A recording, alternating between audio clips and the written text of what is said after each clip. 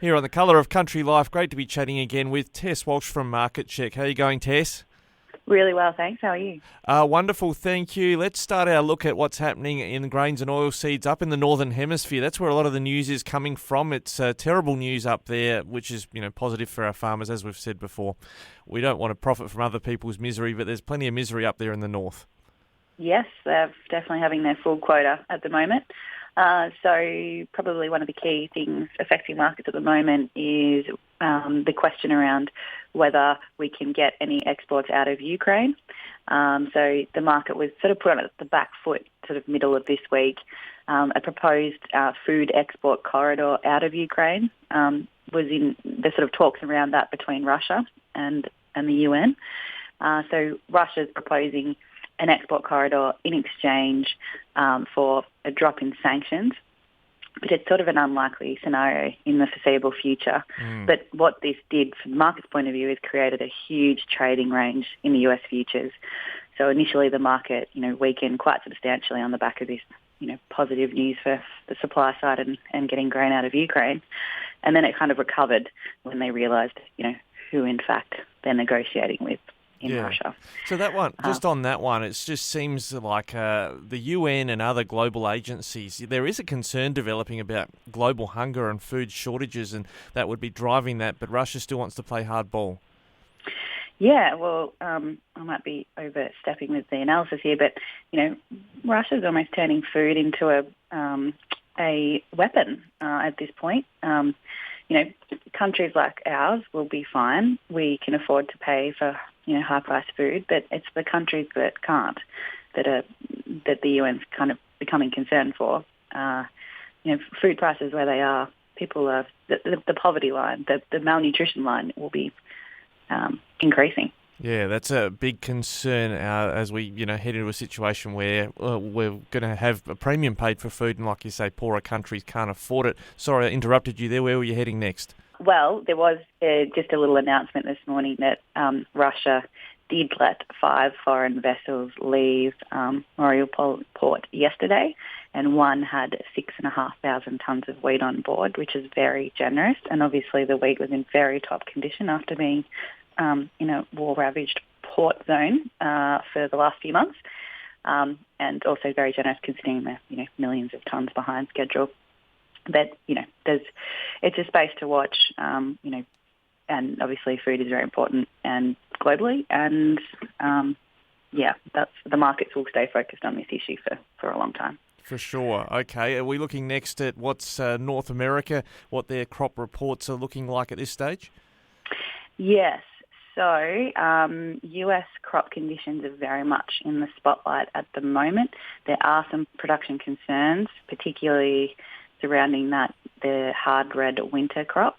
This week they released the latest crop conditions report. They actually increased 1% to 28% good to excellent this week, which is obviously not very good if you understand percentages. Where the forecasts have turned wetter in the affected regions, but realistically at this point it's a bit too late to do much good.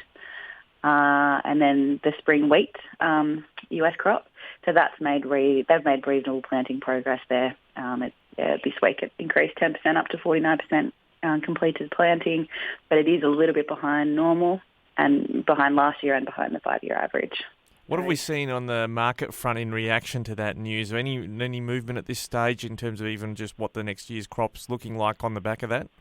Yeah, so we did see an incredible spike in futures markets in the last sort of week or so, and it was kind of the issue upon issue. So having no further positive developments in terms of Russia, Ukraine, and then having these weather issues affecting another region and the supply side there. So huge swings in markets. Doesn't really seem much end in sight just now. And let's swing across perhaps across the Atlantic to Europe. Are we seeing any indications of how they're looking for their Northern Hemisphere cropping season? Yes, so it has been particularly quite dry in France.